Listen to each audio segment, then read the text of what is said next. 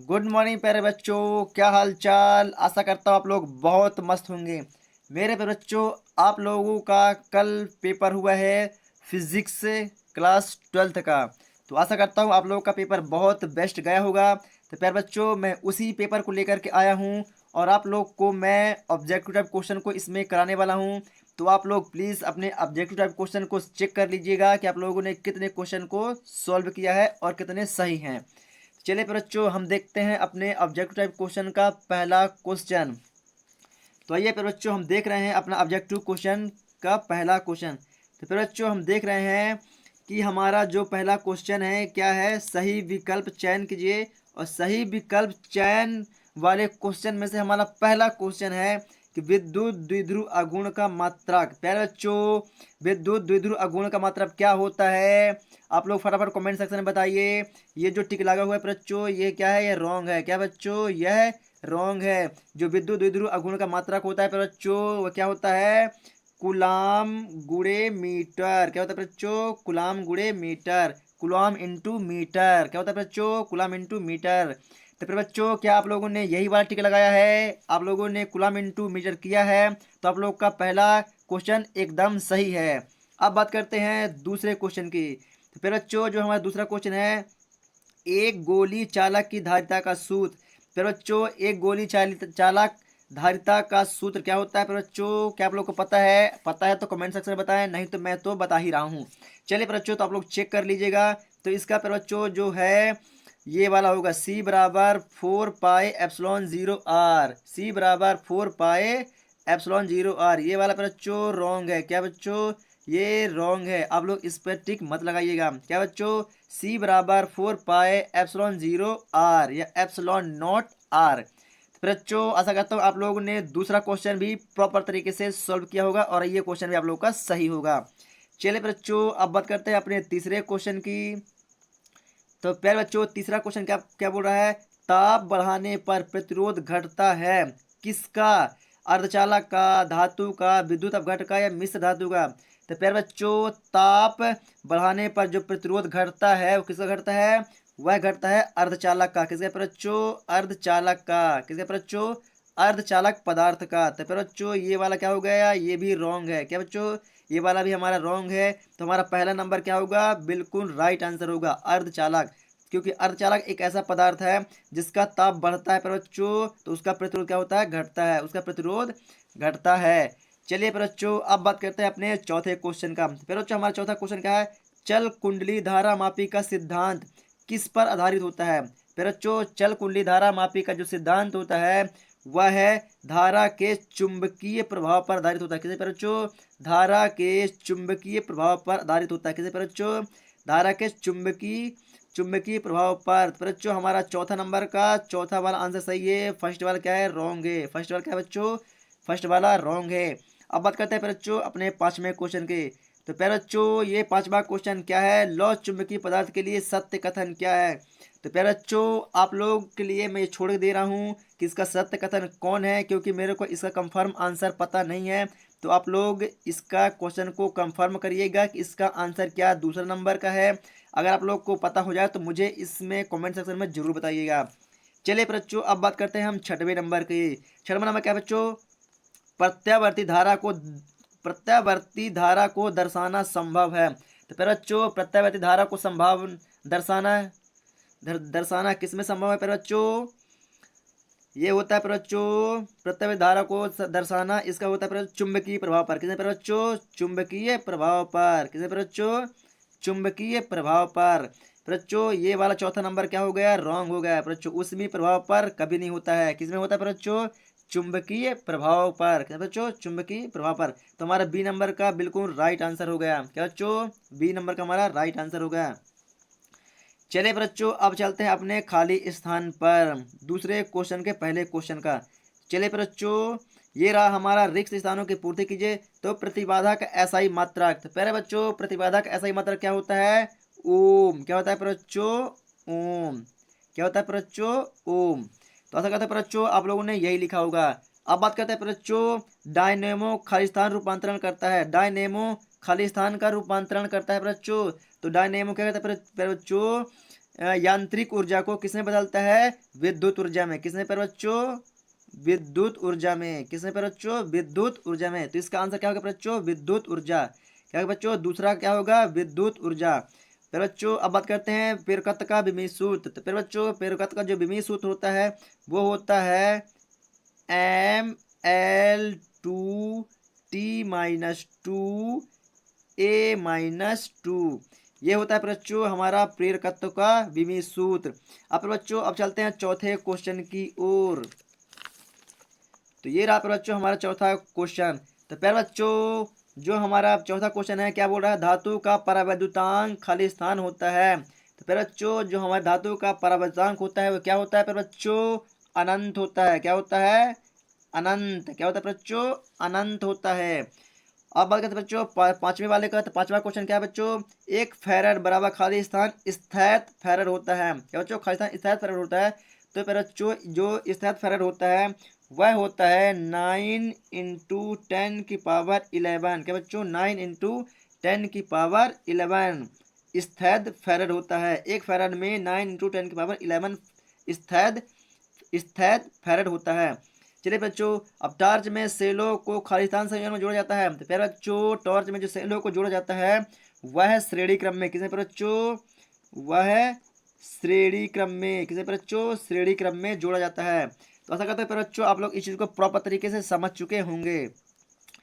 चलिए बच्चों अब हमारा आ चुका है तीसरा क्वेश्चन, सही जोड़ी को मिलाइए। तो प्यारे बच्चों जो हमारा धारा का वितरण है, धारा का वितरण किसके नियम पर चलता है बच्चों? तो जो हमारा धारा का नियम पर बच्चों वो चलता है किरचॉफ के नियम पर। किसे बच्चों? किरचॉफ के नियम पर। प्यारे बच्चों मैं इस तरह से मिलान किए दे रहा हूँ, आप लोग प्रॉपर तरीके से समझ जाइएगा। बात करते हैं बच्चों दूसरा धनात्मक चुंबकीय प्रभाव। तो जो धनात्मक चुंबकीय प्रवृत्ति होती है पर बच्चों वो किसमें होती है पर बच्चों? वह होती है अनुचुंबकीय। किसमें बच्चों? वो होती है अनुचुंबकीय में। यस पर बच्चों किसमें होती है? अनुचुंबकीय में। तीसरा है बच्चों ग्राही परिपथ। क्या बच्चों? ग्राही परिपथ। तो ग्राही परिपथ क्या होता है बच्चों? श्रेणी क्रम का श्रेणीबद्ध एलसीआर अनुनादी परिपथ। श्रेणीक्रम अनुनादी परिपथ। पर बच्चों आप लोग थोड़ा सा इसे गौर से देखिएगा तो आप लोग को प्रॉपर तरीके से समझ में आ जाएगा।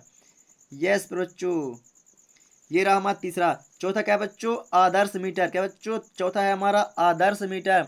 तो आदर्श मीटर क्या होता है पर बच्चों? आदर्श मीटर जो होता है हमारा शून्य प्रतिरोध होता है। आदर्श मीटर का हमारा क्या होता है बच्चों? शून्य प्रतिरोध होता है। क्या होता है बच्चों? आदर्श मीटर का हमारा शून्य प्रतिरोध होता है। पांचवा क्या है बच्चों? चुंबकीय स्थितिज ऊर्जा। क्या बच्चों? चुंबकीय स्थितिज ऊर्जा। तो जो इसका मात्रक होता है बच्चों क्या होता है? जूल होता है। क्या होता है बच्चों? इसका मात्रक होता है जूल। क्या होता है बच्चों? इसका होता है जूल। इसका होता है जूल। फिर छठवा की बात करते हैं बच्चों। छठवा क्या है हमारा? लॉरेंज बल। क्या बच्चों? छठवा हमारा क्या है? लॉरेंज बल। तो लॉरेंज बल फिर बच्चों जो बचा हुआ है वो हो जाएगा हमारा, तो फिर बच्चों ये हो जाएगा छठवा नंबर। इसको दे देते हैं छठवा नंबर। ये क्या बच्चों? छठवा नंबर हमारा क्या हो जाएगा? QVB sine theta. QVB sine theta. तो फिर बच्चों ये हो गया हमारा छठवा नंबर। इसको मिलने थोड़ा सा यह दिक्कत हो जाएगी इसलिए हमने डायरेक्टली आपको बता दिया कि ये हो गया हमारा लॉरेंज बल क्या होता है? QV sine theta. चलिए बच्चों अब बात करते हैं क्या बात करते हैं एक वाक्य में उत्तर। बच्चों एक शब्द में उत्तर। तो फिर बच्चों पहला हमारा क्वेश्चन क्या है? ट्रांसफार्मर का क्या कार्य है? फिर बच्चों ट्रांसफार्मर का हमारा क्या है? वोल्टेज को बढ़ाना और घटाना, ये हमारा दोनों कार्य करता है। तो हमारा इसका जो आंसर होगा दोनों सही होगा, हम इसे दोनों भी लिख सकते हैं। चलिए बच्चों अब बात करते हैं बच्चों वाटहीन धारा क्या होती है? तो फिर बच्चों जो वाटहीन धारा होती है वह क्या होती है? वह जब किसी सर्किट में संधारित्र क्रम प्रेरक होता है उसमें बहने वाली धारा को, क्या बच्चों जो वाटहीन धारा होती है वह सर्किट के संधारित्र में प्रेरक होता है। क्या होता है? सर्किट के संधारित्र में एक प्रेरक होता है, उस प्रेरक में बहने वाली धारा, उस प्रेरक में बहने वाली धारा को क्या बोलते हैं? वाटहीन धारा बोलते हैं। क्या बोलते हैं बच्चों? वाटहीन धारा बोलते हैं। पर बच्चों एक बार अगर आप लोग को लिखना चाहे तो आप लोग इसे लिख सकते हैं कि जब किसी सर्किट में केवल संधारित्र या प्रेरक होता है तो उसमें बहने वाली धारा वाटहीन धारा कहलाती है। आप लोग इसे लिख भी सकते हैं। चलिए बच्चों अब बात करते हैं तीसरा की। तो न्यूनतम संभव आवेश कितना होता है? तो फिर बच्चों न्यूनतम संभव आवेश कितना होता है बच्चों? न्यूनतम संभव आवेश इलेक्ट्रॉन के बराबर होता है बच्चों। किसके बराबर होता है बच्चों? न्यूनतम संभव आवेश इलेक्ट्रॉन के बराबर होता है जिसका मान कितना होता है बच्चों 1.6 इंटू 10⁻⁻90 कूलाम। कितना बच्चों 1.6 इंटू 10 माइनस 90 कूलाम। बच्चों ये होता है न्यूनतम संभव आवेश जो एक इलेक्ट्रॉन के मान के बराबर होता है। तो ऐसा करते हैं प्यारे बच्चों आप लोगों ने इसी को किया होगा। अब बात करते हैं प्यारे बच्चों अपने चौथे का।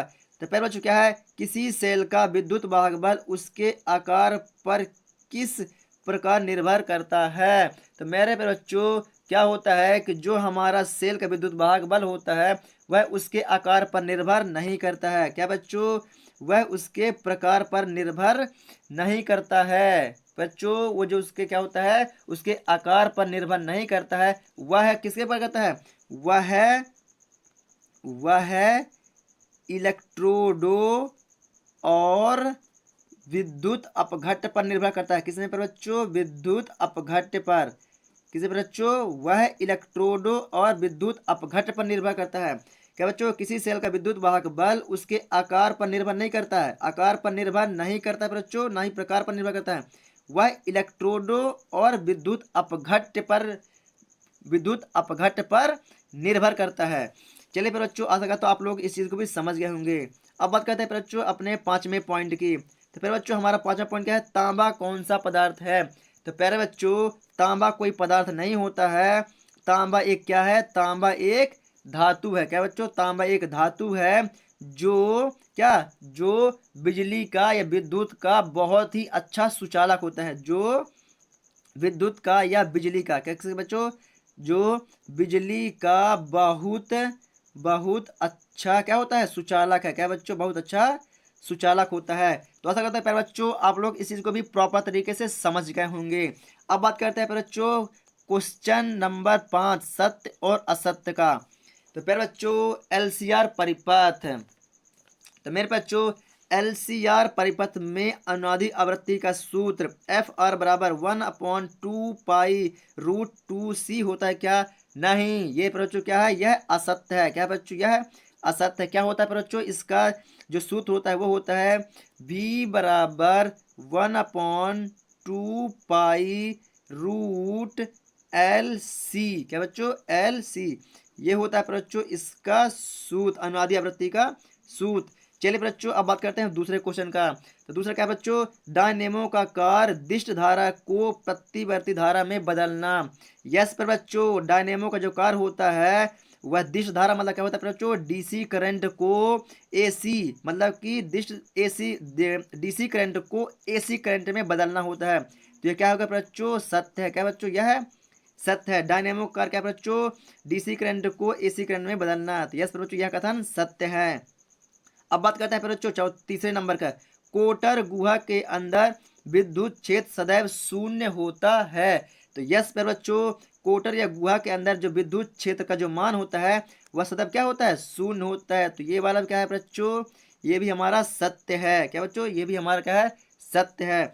अब बात करते हैं फिर बच्चों अपने चौथे वाले क्वेश्चन पर। तो फिर बच्चों ये रहा हमारा चौथा क्वेश्चन। तो चौथा क्वेश्चन क्या बोलता है फिर बच्चों हमारा किसी परिपथ में विभव के मापन के लिए अमीटर लगाते हैं नहीं। यह क्या बच्चों यह क्या है असत्य है। क्या बच्चों यह क्या है असत्य है। प्यारे बच्चों किसी परिपथ में विभव के मापन के लिए अमीटर नहीं क्या लगाते हैं वोल्ट मीटर। क्या लगाते हैं प्यारे बच्चों वोल्ट मीटर। क्या लगाते हैं वोल्ट मीटर। क्या लगाते हैं बच्चों वोल्ट मीटर का उपयोग किया जाता है। चलिए बच्चों अब बात करते हैं चुंबकीय पांचवें नंबर के चुंबकीय प्रवृत्ति एक विमाहीन राशि है। तो क्या बच्चों चुंबकीय प्रवृत्ति एक विमाहीन राशि नहीं है। बच्चों ये विमाहीन राशि नहीं है तो ये क्या होगा यह भी हो जाएगा असत्य। फिर बच्चों जो चुंबकीय प्रवृत्ति है यह कौन सी है यह एक सदिश राशि है। कौन सी बच्चों यह एक सदिश राशि है। कौन सी बच्चों यह एक सदिश राशि है। तो ये भी क्या है बच्चों हमारा जो पांचवा नंबर ये भी होगा हमारा असत्य। तो आशा करता हूँ प्यारे बच्चों आप लोग पूरी तरीके से अपने ऑब्जेक्टिव क्वेश्चन को समझ गए होंगे और आप लोगों ने इसी प्रकार बेहतर तरीके से पूरे को पूरे सही किए होंगे। प्यारे बच्चों तो हमें आप लोग कमेंट सेक्शन में बताएं कि आप लोगों ने कितना सही किया है और कितना गलत किया है। चलिए प्यारे बच्चों हम मिलेंगे आप लोग के साथ एक नेक्स्ट वीडियो के साथ। तब तक के लिए प्यारे बच्चों आप लोग हमारे चैनल को सब्सक्राइब करें। अगर लग रहा है आप लोगों को कि हमारा चैनल बहुत ही यूजफुल है तो please risk study YouTube channel को सपोर्ट करें। हम मिलेंगे आप लोग को नेक्स्ट वीडियो के साथ। तब तक के लिए जय हिंद।